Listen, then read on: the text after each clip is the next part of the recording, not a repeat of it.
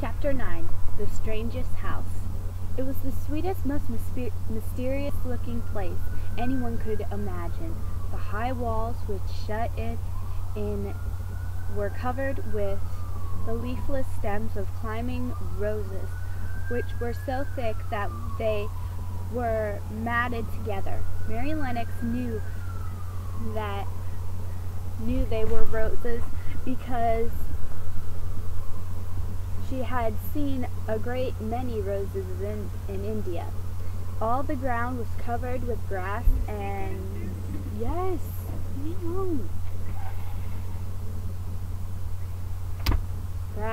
of wintry brown, and out of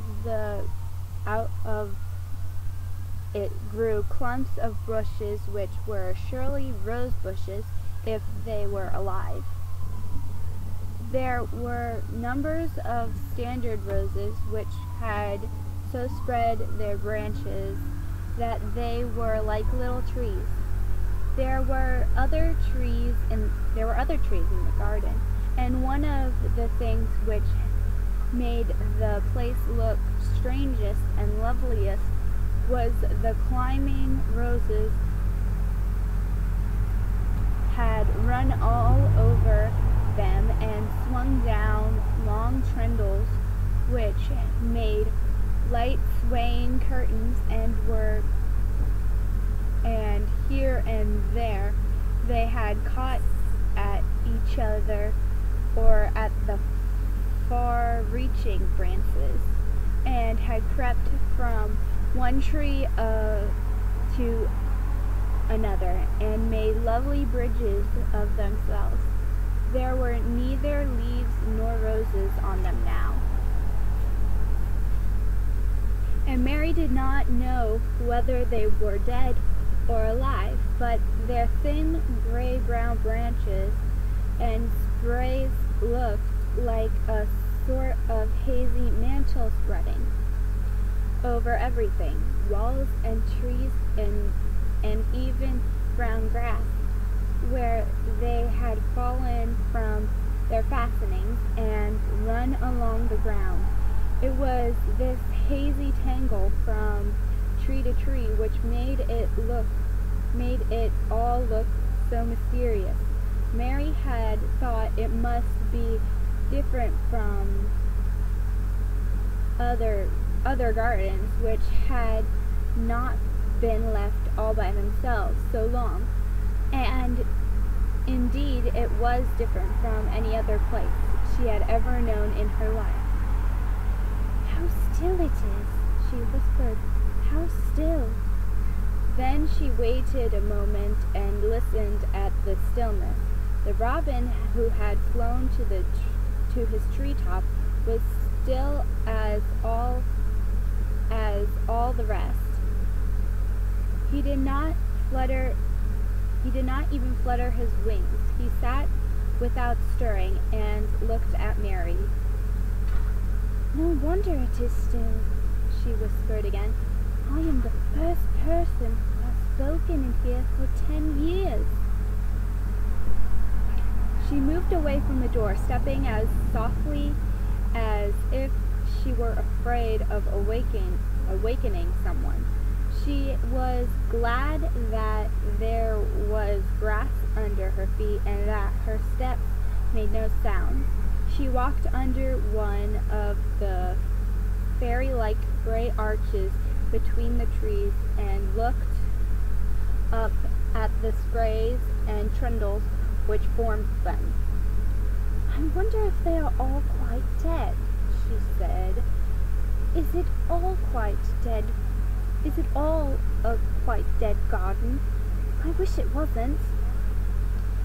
If she had been Ben Weatherstaff, she could have told whether the wood was alive by looking at it, but she could not only see that there were only gray or brown sprays and branches, and none showed any signs of even a tiny leaf bud anywhere. But she was inside the wonderful garden, and she come through the door under the ivy any time, and she felt as if she had found a world of her own. The sun was shining inside the four walls, and the high arch of the blue sky over the particular piece of Misselthwaite seemed even more brilliant and soft than it was over the moor. The robin flew down from his treetop and hopped up about or flew after her from one bush to another. He chirped a good deal and had a very busy air, as if he were showing her things. Everything was strange and silent, and she seemed to be hundreds of miles away from anyone. But somehow she did not feel lonely at all. All that troubled her was her wish that she knew whether all the roses were dead, or perhaps some of them had lived and might put out leaves and buds as the weather got warmer. She did not want it to be a quiet dead garden. If it were a quite alive garden, how wonderful it would be, and what thousands of roses would grow on every side. Her skipping rope had hung over her arm when she came in, and after she had walked about for a while, she thought she would skip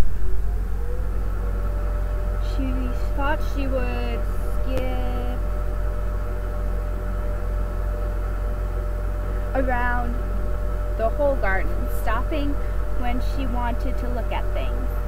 There seemed to have been grass paths here and there, and in one or two of the corners there were alcoves of evergreen with stone seats and tall moss-covered flower churns in them. As she came near the second of these alcoves, she stopped skipping. There had once been a flower bed in it, and she thought she saw something sticking out of the black earth, something sharp, little, pale green points. She remembered what Ben Weatherstaff had said, and she knelt down to look at them. Yes, these are the tiny growing things. They might be crocuses or snowdrops or daffodils, she whispered. She bent very close to them, and she sniffed the fresh scent of the damp earth. She liked it very much. Perhaps there are some other ones coming up in the other places, she said. I will go all over the garden and look. She did not skip, but walked. She went slowly and kept her eyes on the ground. She looked in the old border beds and among the grass, and after she had gone around trying to miss nothing, she had found ever so many more sharp, pale green points, and she had become quite excited again. This isn't a quite dead garden, she cried out softly to herself. Even if the roses are dead, there are other things alive. She did not know anything about gardening, but the grass seemed so thick in some of the places where the green points were pushing their way out through that she thought they did not seem to have enough room to grow. She searched about until she found a rather sharp piece of wood and knelt down and dug and weeded out the weeds and grass until she made a nice clear path around them.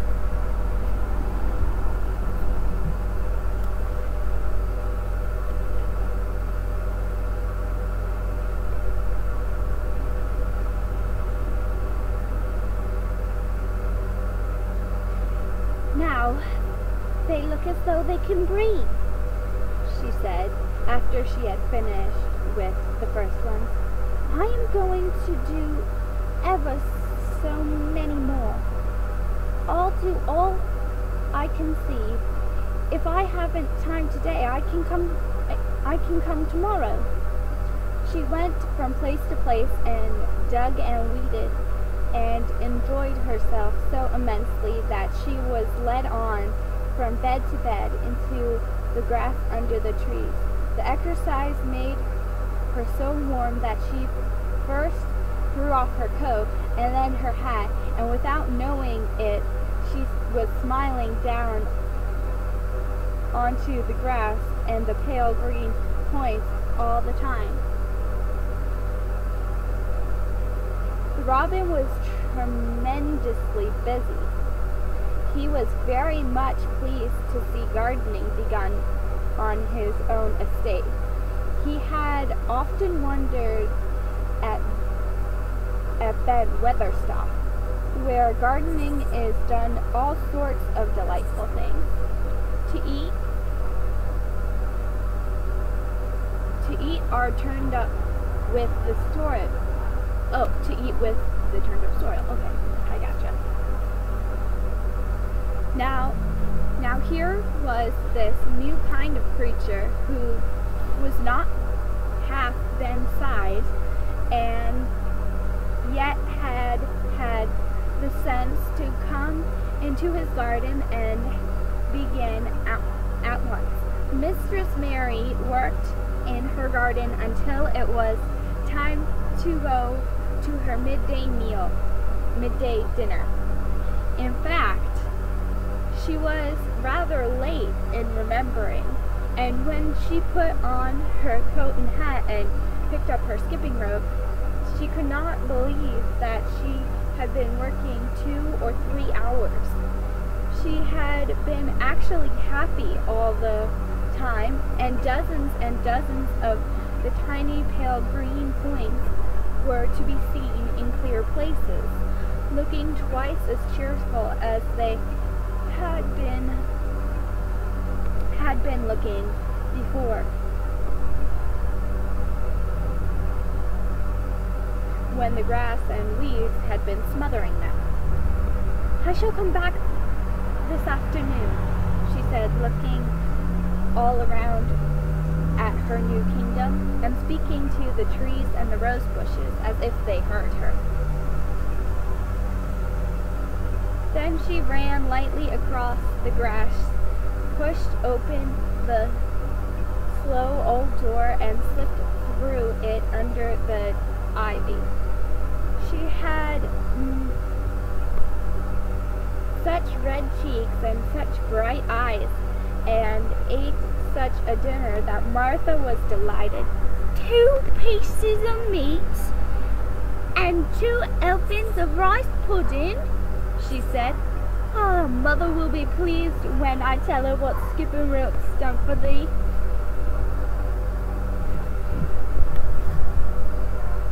In the course of her digging with her pointed stick, Mistress Mary had found herself digging up a sort of white root, rather like an onion.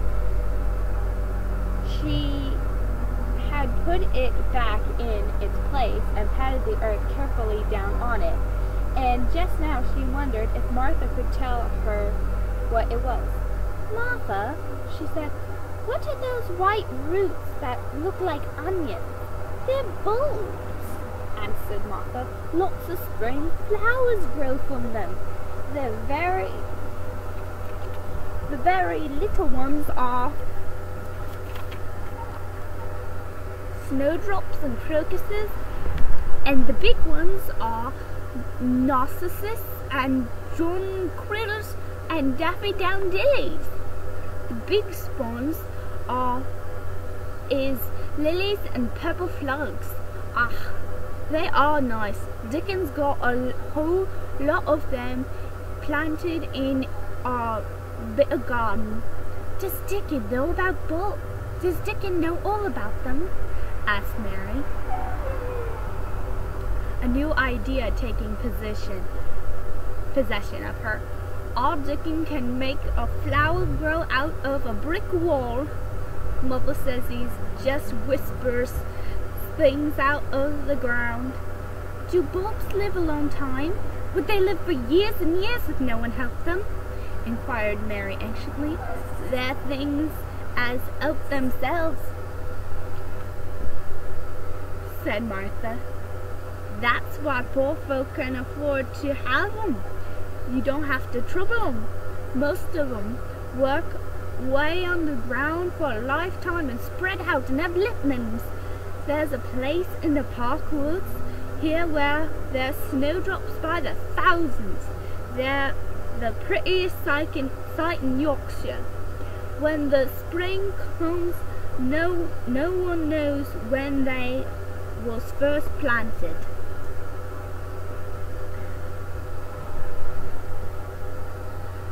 I wish the spring was here now, said Mary. I want to see all the things that grow in England.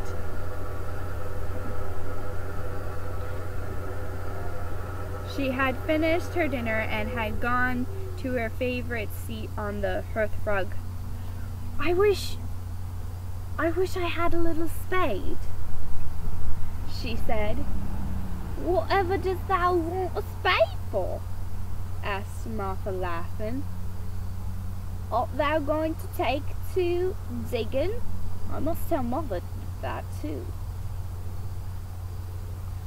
Mary looked at the fire and pondered a little.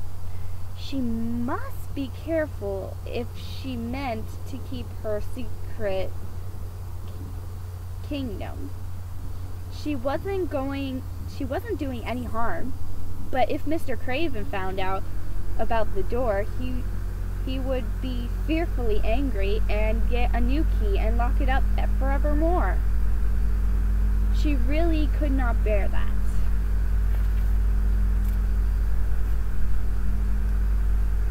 This is such a big, lonely place, she said slowly, as if she were turning matters over in her mind. The house is lonely, and the park is lonely, and the gardens are lonely. So many places seem shut up. I never did many things in India, but there were more.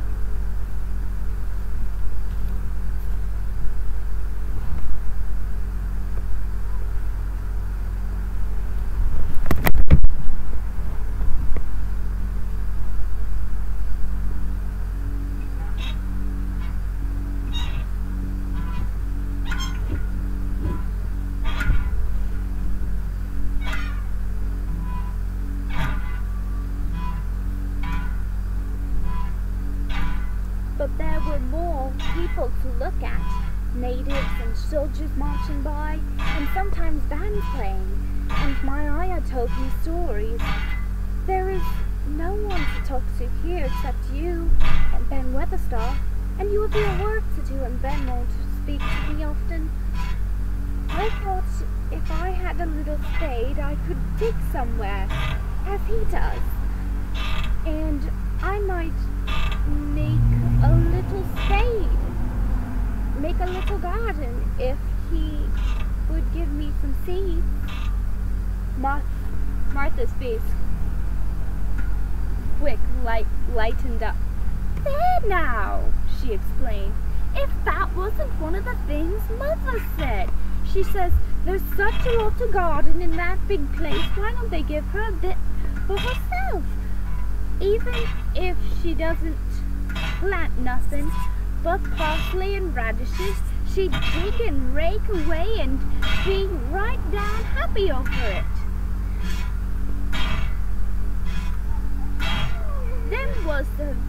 Them was the very words she said. Were they? Mary said. How many things she knows, doesn't she? Eh? Said Martha. It's like she says, a woman as brings up 12 children learns something besides the ABCs.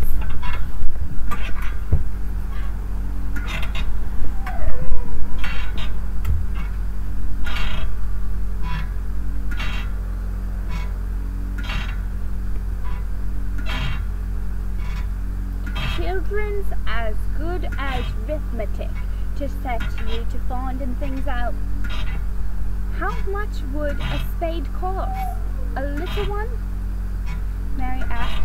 Well, was Martha's reflective answer, at Great Village there's a shop or so, and I saw little gardens set with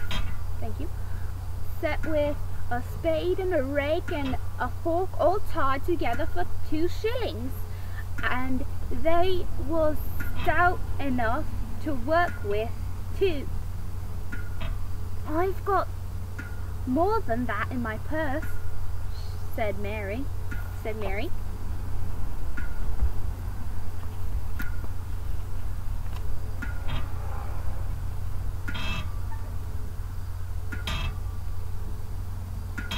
Mrs. Morrison gave me 5 shillings, and Mrs. Medlock gave me some money for Mr. Craven. Did he remember thee that much? Exclaimed Martha. Mrs. Medlock said I was to have a shilling a week to spend. She gives me one every Saturday. I didn't know what to spend it on. My word, that's riches, said Martha. Thou can buy anything in the world thou wants. The rent of our cottage is only one at 3p, and it's like pulling eye teeth to get it. Now I've just thought of something, putting her hand to her hips. What? Said Mary eagerly. In the shop at Thwaites, they sell packages of flower seeds for a penny each, and our Dickon, he knows which ones is the prettiest, and how to make 'em grow. He walks over to the Thwaites many a day just for the fun of it. Does thou know how to print letters? Suddenly,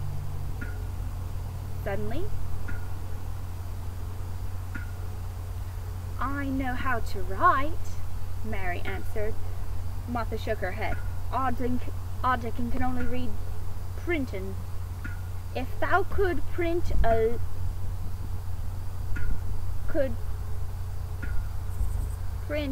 we could write a letter to him and ask him to go and buy the gardening tools and the seeds at the same time. Oh, you're a good girl, Mary cried. You are, really? I didn't know you were so nice. I know I can print letters if I try. Let's ask Mrs. Medlock for a pen and ink and some paper.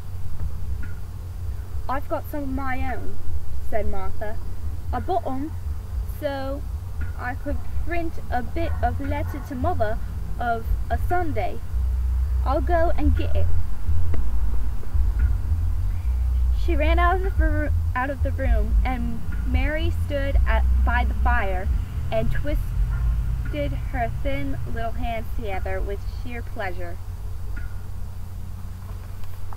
If I have a spade, she whispered, I can make the earth nice and soft and dig up weeds. If I have seeds, I can make flowers grow, and the garden won't be dead at all. It will come alive. She did not go out again that afternoon, because when Martha returned with the paper and the pen, the ink, and the paper, she was obligated to clear the table and carry the plates and dishes downstairs. And when she got into the kitchen, Mrs. Medlock was there and told her to do something. So Mary waited for what seemed to her a long time before she came back.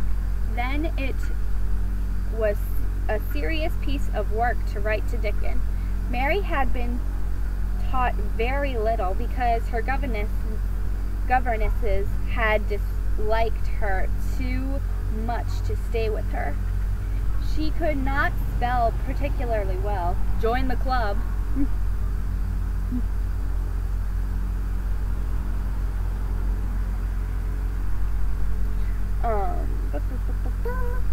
But she found that she could print letters when she tried. This was the letter Martha dictated to her. My dear Dickon, this comes hoping to find you as well. It leaves me at present.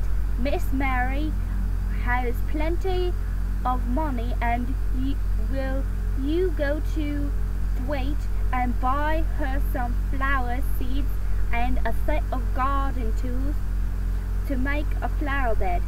Pick the prettiest ones and easy to grow, because she has never done it before and lived in India, which is different. Give my love to Mother and every one of you. Miss Mary is going to tell me a lot more so than on my next day off. You can hear about elephants and camels and gentlemen going hunting lions and tigers. Your loving sister, Martha Phoebe Sowerby. We'll put the money in the envelope and they'll get the bunker boy to take it in his car. He's a great friend of Dickens, said Martha. How shall I get the things when Dickon buys them? He'll bring them to you himself. He'll like to walk this way over. Oh, exclaimed Mary. Then I shall see him? I never thought I should see Dickon. Does thou want to see him? Asked Martha suddenly, for Mary had looked so pleased. Yes, I do. I never saw a boy that foxes and crows loved. I want to see him very much. Martha gave a little start, as if she remembered something. Now to think, she broke out, to think o' me forgetting that there, and I thought I was going to tell you first thing this morning. I asked Mother, and she said she'd ask Mrs. Medlock her own self. Do you mean? Mary began. What I said Tuesday. Ask her if you might be driven to our cottage some day and have a bit of Mother's hot oat cake and butter and a glass milk.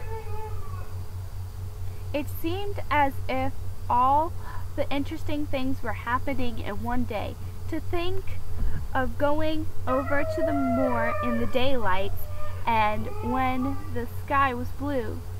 To think of going into the cottage which held 12 children. Does she think Mrs. Medlock would let me go? She asked quite anxiously. Aye, she thinks she would. She knows that what a tidy woman Mother is, and how clean she keeps the house, the cottage. If I went, I should see. If I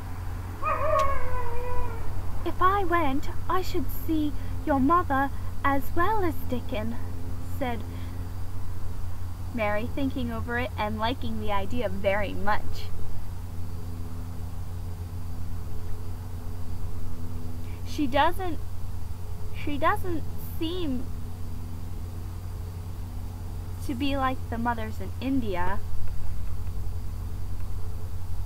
Her work in the garden and the excitement of the afternoon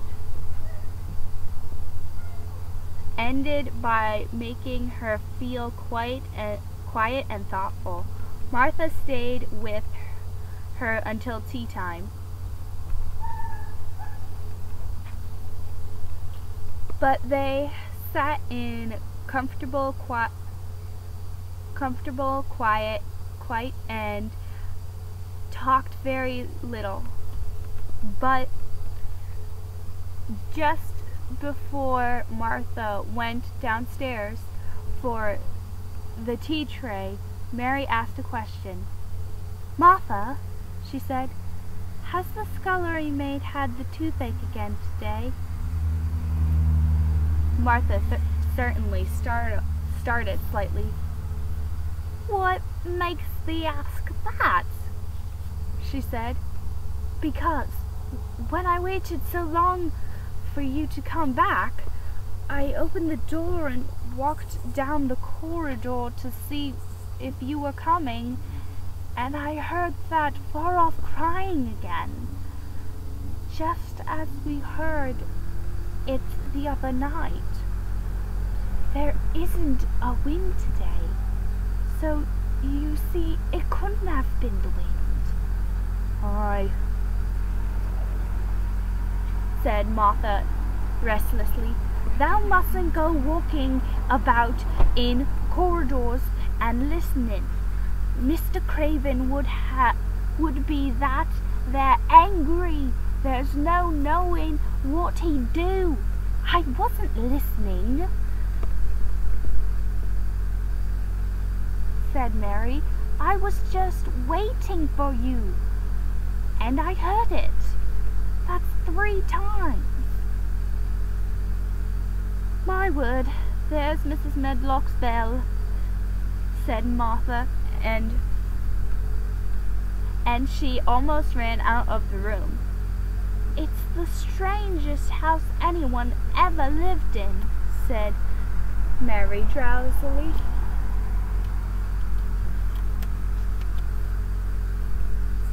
As she dropped her head on the cushioned seat of the armchair near her, fresh air and digging and skipping rope had made her feel so comfortably tired that she fell asleep.